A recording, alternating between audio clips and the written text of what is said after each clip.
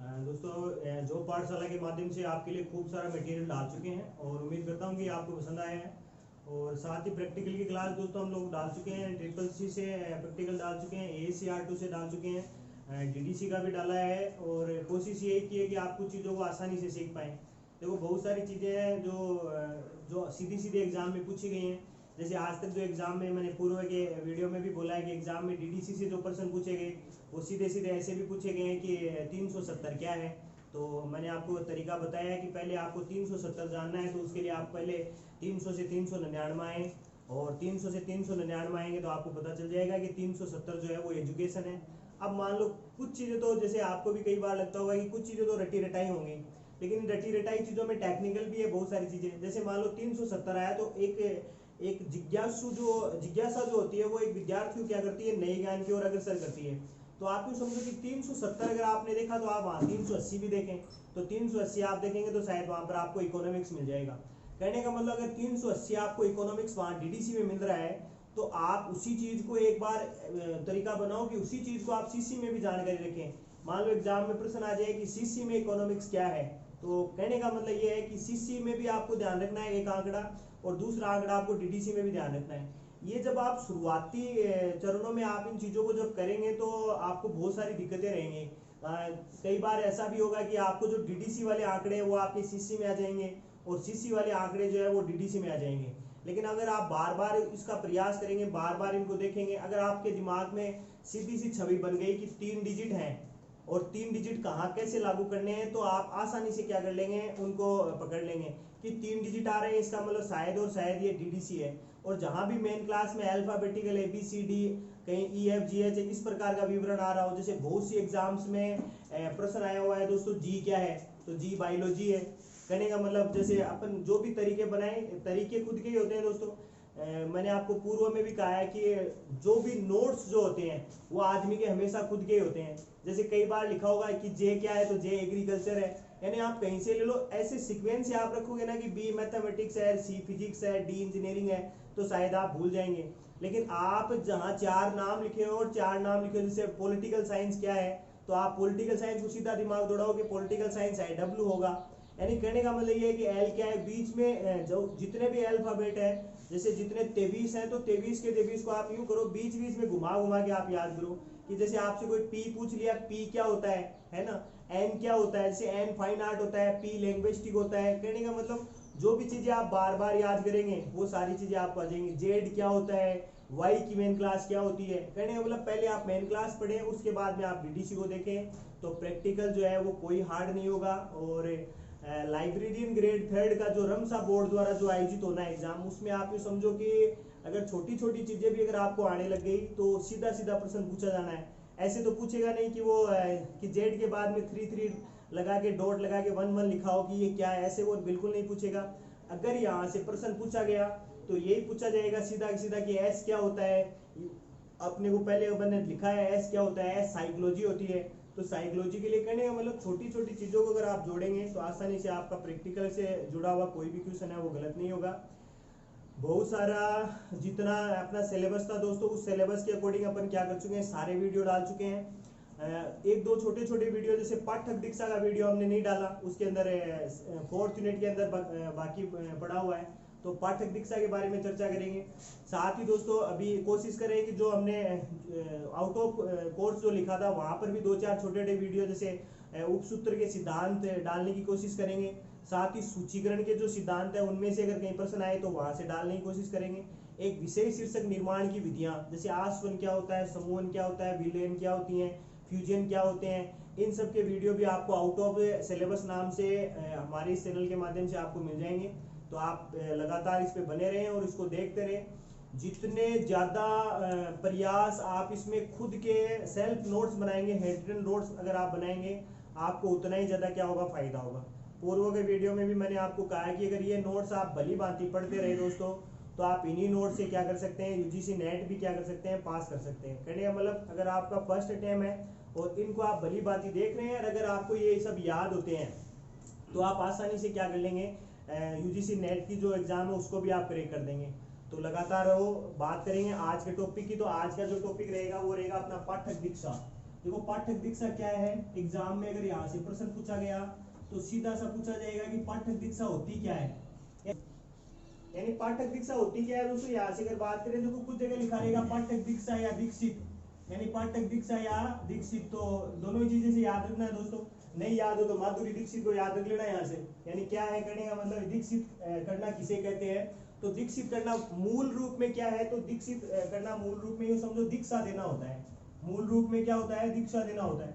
कई बार पढ़ने को आता है ना, ऐसे अपन बहुत सारी बार देखते हैं कि बहुत सारे इंटेलिजेंट लोग होते हैं जो बहुत अच्छा स्कोर करते हैं और 12 में मेरिट लाते हैं, स्टेट लेवल को टॉप करते हैं या नेशनल लेवल का कोई एग्जाम पास करते हैं, बाद में किसी विशेष धर्म में दीक्षा ले लेते हैं। बहुत ही ऐसे लोग जो होते हैं बड़े ही सौभाग्यशाली लोग होते हैं जो धर्म के प्रति अपने जो खुद का जो जीवन है उसको समर्पित कर देते हैं।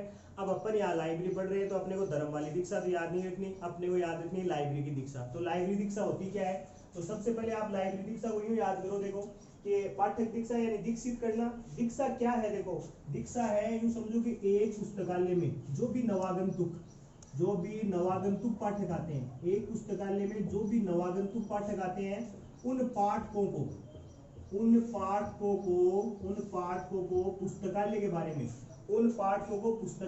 में, क्या करवाना, परिचय करवाना, या परिचय के अलावा और आप शब्द ले तो आप यहाँ से शब्द ले सकते हैं, जानकारी देना। परिचय करवाना या जानकारी देना, यही क्या है मूल रूप से क्या है, दीक्षा है। देखो अपने यहाँ की शिक्षा पद्धति में और फॉरेन एजुकेशन में यही फर्क है दोस्तों। आप कहीं पढ़ेंगे लाइब्रेरी साइंस में तो आप पढ़ेंगे कि अमेरिका एक ऐसा देश है जहां पर दीक्षा कार्यक्रम को एक वैकल्पिक विषय के रूप में क्या प्रदान की गई है, मान्यता प्रदान की गई। यानी वैकल्पिक विषय यानी एक ऑप्शनल सब्जेक्ट के रूप में इसको क्या किया गया है, लागू किया गया है। अपन यहाँ पर बात करें कि ये दीक्षा कार्यक्रम है क्या, तो सबसे पहली बात तो है कि नवागंतुक पाठकों को पुस्तकालय का परिचय या क्या देना, जानकारी देना क्या है, दीक्षा कार्यक्रम है।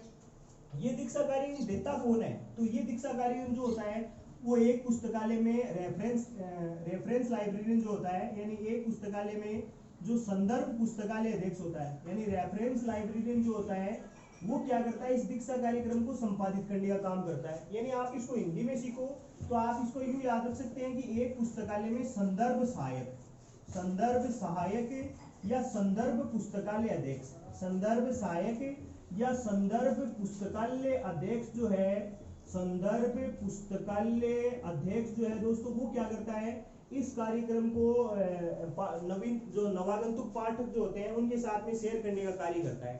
जैसे अपन ने पूर्व वीडियो में चर्चा की ऐसी कि जहां भी क्या है, लाइब्रेरी अगर बड़ी है यानी काफी विस्तृत लाइब्रेरी है तो वहां तो रेफरेंस लाइब्रेरी होगा, लेकिन मान लो कहीं एग्जाम में प्रश्न आ जाए ऐसा कि एक छोटे या मध्यम प्रकार का कोई लाइब्रेरी है, यानी छोटे प्रकार का या छोटे आकार का, जहां पर पुस्तकों की संख्या क्या होती है, कम होती है, ऐसे लाइब्रेरी में अगर बात करें कि नवागंतुक पाठकों को दीक्षा देने का कार्य कौन करता है, तो वहां से आप सीधा याद रख लेंगे दोस्तों कि ऐसी लाइब्रेरी में नवागंतुक पाठकों को दीक्षा कार्यक्रम देने का कार्य जो है वो कौन करता है, वो लाइब्रेरियन करता है। यानी साधारण सी बात है, अगर लाइब्रेरी बड़ा हुआ तो वहां पर रेफरेंस लाइब्रेरियन उपस्थित होगा, यानी एक संदर्भ पुस्तकालय उपस्थित होगा, और वो संदर्भ पुस्तकालय सहायक जो है वो क्या करेगा, पाठकों को नवीनतम जो जानकारी है वो देगा, या नवागंतुक जो पाठक हैं उनको क्या करेगा, पुस्तकालय गतिविधियों से वो परिचित करवाएगा।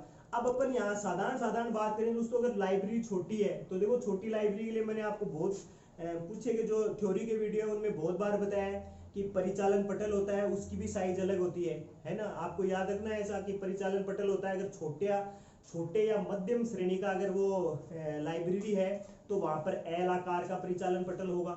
अगर वो छोटी लाइब्रेरी है या मध्यम आकार की लाइब्रेरी है तो वहां पर SLSH यानी Sears list of subject heading का क्या किया जाएगा, प्रयोग किया जाएगा। विषय शीर्षक निर्माण हेतु दो पद्धतियां LCSH और SLSH, तो SLSH का क्या किया जाएगा, प्रयोग किया जाएगा। कहने का मतलब अगर छोटी लाइब्रेरी है तो छोटी लाइब्रेरी में आप यूं समझो कि वहां पर जो संदर्भ पुस्तकालय अध्यक्ष जो होता है उसका पद नहीं होगा, वहां पर सीधा लाइब्रेरियन होगा, या वो लाइब्रेरियन जो है वही क्या करता है, इनको पाठकों को यानी नवागंतुक पाठकों को दीक्षित करने का क्या करता है, कार्य करता है।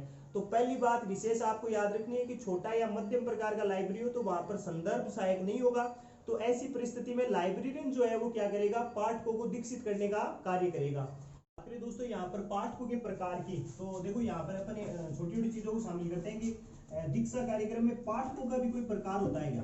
तो दीक्षा कार्यक्रम में पाठकों के भी क्या होते हैं, मूल रूप से 4 प्रकार होते हैं। पाठकों के भी क्या होते हैं, मूल रूप से 4 प्रकार होते हैं। देखो 4 प्रकार की बात करें तो 4 कौन कौन से हैं, तो अपन उन चारों का यहाँ डिस्कस कर लेते हैं। लोगों 4 की बात करें दोस्तों, तो सबसे पहले तो है नवीन पाठक।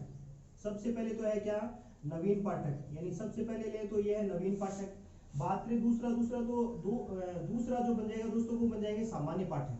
वो बन जाएंगे क्या, सामान्य पाठक। इनको अपन श्रेणियों में भी बांटेंगे, यानी कौन से पाठक को किस प्रकार की दीक्षा दी जाती है या किस प्रकार की सेवा प्रदान की जाती है, संदर्भ सेवा किस प्रकार की प्रदान की जाती है, या किसके द्वारा इनको क्या किया जाता है, पुस्तकालय गतिविधियों से परिचित करवाया जाता है, उसकी भी अपन चर्चा करेंगे। यहाँ पर बात करें दोस्तों तीसरा प्रकार, तो तीसरा हो जाएगा, वो जाएगा सामान्य प्रश्नकर्ता पाठक। सामान्य प्रश्नकर्ता पाठक, सामान्य प्रश्नकर्ता पाठक। और चौथी बात करें दोस्तों, तो चौथा जो बनेगा वो बन जाएगा विशेष प्रश्नकर्ता पाठक। विशेष प्रश्नकर्ता पाठक, यानी 4 प्रकार के क्या होते हैं, पाठक होते हैं। और 4 प्रकार में कौन से, तो देखो पहले जो है नवीन पाठक, बाद में सामान्य पाठक, फिर सामान्य प्रश्नकर्ता और विशेष प्रश्नकर्ता। आप देखो इनको सबको अलग अलग प्रकार के नवीन पाठक हैं, तो आप ये समझो कि नवागंतुक पाठक, यानी नए हैं तो वही तरीका नवागंतुक पाठक है। और नवागंतुक पाठकों को क्या दी जाती है, दीक्षा कार्यक्रम, यानी पुस्तकालय की जो गतिविधियां होती हैं या पुस्तकालय के बारे में जो भी जानकारी होती है वो किसको प्रदान की जाती है, वो नवीन पाठकों को प्रदान की जाती है। अब यहाँ बात करें सामान्य पाठक, तो सामान्य पाठकों को अगर बात करें दोस्तों, तो आप ये समझो कि सामान्य पाठकों को एक पुस्तकालय में रेफरेंस लाइब्रेरी के द्वारा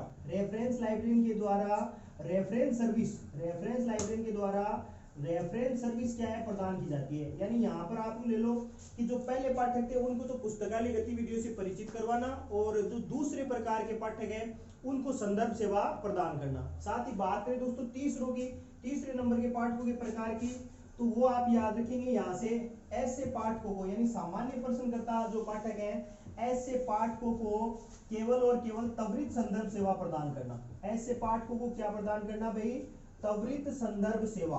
त्वरित संदर्भ सेवा। अब त्वरित संदर्भ सेवा के बारे में अपन पूर्व की क्लास में बात कर चुके हैं दोस्तों। ऐसी सेवा जो 1 मिनट से लेकर 30 मिनट तक में संपादित हो। कुछ किताबों में लिखा रहेगा दोस्तों 0 से लेकर 30 मिनट, तो 0 कहाँ काउंट होगा, आप अपनी बात को जैसे ही शुरू करेंगे तो वो बात सेकंडों में शुरू हो जाएगी। अब वो अगर 50 सेकंड भी हुई तो दोस्तों वो 0 काउंट नहीं होगा, बल्कि वो क्या है 1 मिनट से 30 मिनट तक, यानी 0 से लेकर 30 मिनट तक में क्या है वो संपादित हो सकती है, यानी थोड़े समय में, अल्प समय में संपादित होती है। ऐसी सेवाएं त्वरित संदर्भ सेवा है। और इस सेवा का जनक जो है वो डॉक्टर एस.आर. रंगानाथन जी थे। और सामान्य पाठकों को, यानी सामान्य प्रश्नकर्ता जो पाठक होते हैं उनको क्या प्रदान की जाती है, तो उनको त्वरित संदर्भ सेवा। लेकिन मान लो यहाँ से प्रश्न आ जाए कि जो विशेष पाठक होते हैं या विशेष प्रकार के प्रश्नकर्ता होते हैं उनको कैसी सेवा प्रदान की जाती है, कैसी त्वरित सेवा प्रदान की जाती है, तो उनके लिए आप एक नाम याद रख लेंगे, उनको दीर्घकालीन संदर्भ सेवा। उनको दीर्घकालीन संदर्भ सेवा क्या है, उनको प्रदान की जाती है। यानी दीर्घकालीन संदर्भ सेवा किनको प्रदान की जाती है, तो आप याद रख लेंगे दीर्घकालीन संदर्भ सेवा है वो विशेष प्रश्नकर्ता पाठकों को, और त्वरित संदर्भ सेवा है तो वो सामान्य प्रश्नकर्ता पाठकों को। सामान्य पाठकों को रेफरेंस सर्विस और नवागंतुक पाठकों को पुस्तकालय गतिविधियों से क्या करवाया जाता है, परिचित करवाया जाता है। यानी मूल रूप से 4 प्रकार के पाठक होते हैं, चारों के लिए अलग अलग स्वरूप है, परिचित करवाना, साथ ही रेफरेंस सर्विस देना, त्वरित संदर्भ सेवा और दीर्घकालीन संदर्भ सेवा उनको देना। ये छोटा सा विवरण है दोस्तों किसके लिए, पाठकों के प्रकार में, यानी टाइप्स ऑफ यूजर्स ले लीजिए आप, यानी यूजर के प्रकार है। ये यूजर अगर संगठनात्मक ढांचे में होते दोस्तों तो वहां पर एक आकस्मिक प्रश्नकर्ता भी क्या है, शामिल किया जा सकता है। आकस्मिक कौन होता है, यानी ऐसा पाठक जो कभी कभी आए या अचानक से आए और आकर क्या करे, लाइब्रेरी या रेफरेंस लाइब्रेरी से क्या करे, सवाल जवाब करे और क्या प्राप्त करना चाहिए, संदर्भ सेवा यानी रेफरेंस सर्विस प्राप्त करना चाहिए। तो ऐसे पाठक क्या हो सकते हैं, आकस्मिक पाठक की श्रेणी में गिने जा सकते हैं। अब इसी दीक्षा कार्यक्रम की बात कर लेते हैं दोस्तों, इसके स्तर यानी दीक्षा कार्यक्रम को कहाँ कैसे लागू किया जाए, तो उसकी अपन बात कर लेते हैं। देखो दीक्षा कार्यक्रम जो है वो कहाँ कहाँ और किस किस रूप में होना चाहिए, तो एक तो होना चाहिए विद्यालय पुस्तकालय में।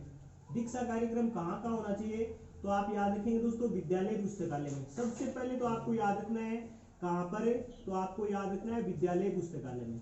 साथ ही बात करें दोस्तों दूसरा, तो आप याद रखेंगे महाविद्यालय पुस्तकालय में।